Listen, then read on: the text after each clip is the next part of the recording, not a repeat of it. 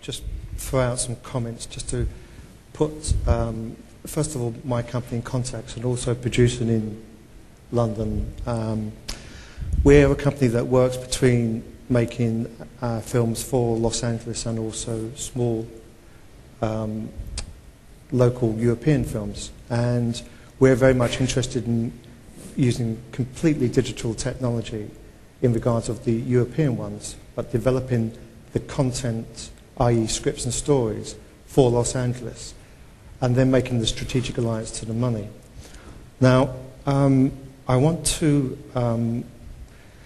avoid sort of like vague predictions because as producers here in Europe, we've got a lot of excitement about the new opportunities, but there's a lot of pressing issues that I think we need to discuss.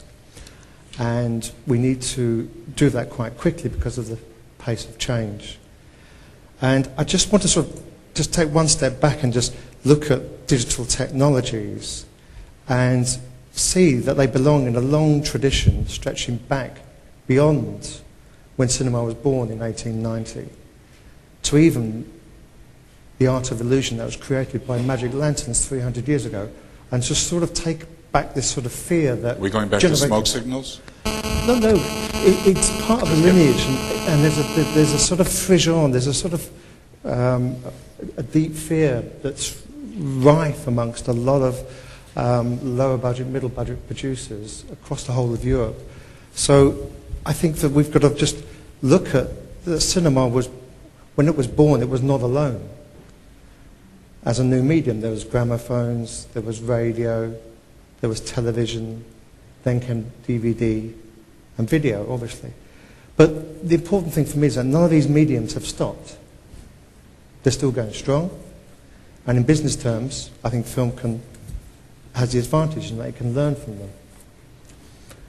So to answer the main point, the heading of this, what will cinema look like, I would say that for us, it's surely that we would have to develop original, entertaining and authentic ideas and not put that first and not technical delivery systems.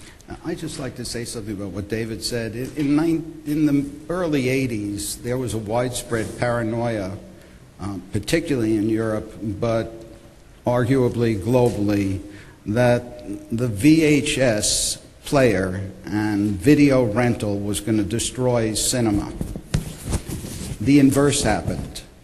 A generation or two who had basically marginalized movie-going as part of their lifestyle because of the condition of the movie theaters in Europe, rediscovered movies by the convenience and cost of renting. Also, there was a very brief period, a year, two, when in several countries, with the early novelty of the VCR, attendance did rapidly decline. That decline, however, was the catalyst to motivate capital to come in and rebuild the cinema infrastructure in Europe. And that capital improvement, capital investment that went for the multiplex and the comfort associated with that led to a resurgence in movie-going, certainly in the UK and Germany. And so it turned out that a new home entertainment platform was the catalyst for reconstructing and rejuvenating what had been a moribund business. Okay. I agree with you, Warren. I don't see it as goodies and baddies at all. I see it as an auxiliary that helped us and brought funds in. The concerns that I have are more to do with that, firstly, we don't have a sort of safety net for us all in Europe in regards of legislation or backup. And there's some great opportunities. There's a dynamic range of businesses desperate to invest in the digital future. We've got telecom companies here, huge companies. I mean, Deutsche Telekom's turnover is 29 billion. French Telecom's about 22. BT is about 15. And we have got to try and figure out how we can work with them. We've got concerns about how do we get our cut of the profits? How do we share, in fact?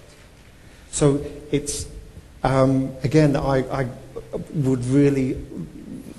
avoid any vague predictions and try to deal with the nuts and bolts, because being a producer and a practical producer, I've got to try and unpack this to see how we can all sort of move forward. And I'm going to try to simplify a little bit and get down to the bottom line of that we're all talking about software now. It's not about the platform as much as what the content really is. Now, Geoff Sutton, Geoff is here from MSN. He's the general manager for Europe, runs content there. You guys have made probably the most significant play, in my opinion, in how to actually bring content online. You've come up with new revenue models. You've come up with new advertising revenue models. Would you mind speaking to it a little bit? Yeah, I think the first thing I would say is that we're all following the consumer. So the software business and the entertainment business, well, certainly the online business for the last 10 years that I've been in it, we've all been just chasing what the consumer wants. And so none of us sort of know where we're going to end up necessarily. But I think that what we've tried to do, and if there are fears amongst sort of professional, commercial, artistic filmmakers, I think where we're looking at it is very much trying to work with professionals and to create the right business models for that. So we have been doing things like the Golden Globes, where we've been doing the red carpet and the behind-the-scenes party, and working with the producers there, and then working with Citibank as a big sponsor to sort of fund it and make sure that everyone does get the cut that they deserve. And in the debate around user-generated content, the YouTube sort of issues of pirated content being put up there, and content that's not that interesting to a lot of people, there has to be a balance between what is user-generated content and really the whole sort of professional, commercial, artistic approach. And that's where we're trying to pull all those things together with our great audience, with the great software tools that we have. So, Messenger, we have something like 200 million Messenger users around the world. There's a Messenger generation for sure. But they're communicating constantly, and they can make or break almost any sort of content just through chatting to each other about that. Yeah, interestingly enough, you start to look at where the internet started to impact film, and the audience, I think was a very, very big moment. And what happened was, I think the consumer went out and decided that they could go online and find movie times. Then they could also buy tickets. But what they also found was reviews. And when you find reviews, your contemporaries help you create an opinion. Okay? So what we found was that certainly in North America, movies didn't open that had a huge buzz going into that weekend, but as people started to make the purchase, online became a big factor. It's very clear that the generation coming through very much stand by being individuals. They want to have their voice, they want to share their voice, but they're also incredibly tribal. So that's how that buzz goes, because an individual voice very quickly over the internet becomes a tribal voice. That's where MySpace, I think, has captured a lot of that zeitgeist. I have another question, though. We had an event down at MIPCOM this year, and it was right after the YouTube Google deal was made that day. And Ben Silverman had a great comment. He said, I'm in the weekly content business, okay? I want to know what the guy that gets hit by his kid with a baseball bat that's so funny, what's episode 27 going to look like? Okay? I thought it was a really valid point. So, can I just come back to that internet please. question? Yeah.